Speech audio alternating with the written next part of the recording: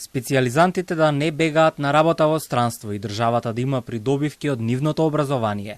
Министерот за здравство меѓутоа е јасен во своите намери. Лично ќе побара лекарите наместо 5 да бидат обврзани да работат една деценија во Македонија по завршувањето на специјализациите.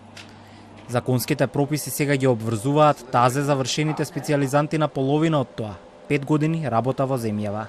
Законските мерки се тие, законот е тоа, но ја и тоа го разгледав што на вистина беше и моја мака на почеток, со мислам дека 5 години е малку и ќе барам лично како министер овој рок малце да биде подолг.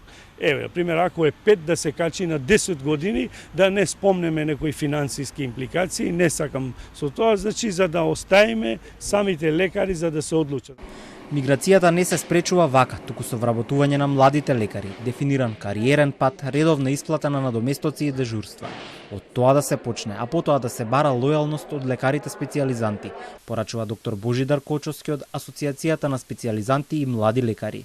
Проблемот зошто имаме миграција на специјализантите доколку сака на овој начин министерот да се спречи истата, мислам дека е погрешно адресирана и дека со овој договор нема да се натерат специјализантите нешто да бидат обврзани и лојални кон институциите во кои што работат. Значи мора да се создадат други услови за да возвратат својата лојалност.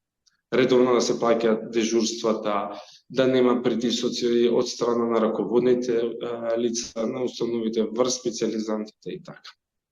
Властите веќе подолг период најавуваат и нови вработувања на лекари, но и повисоки плати.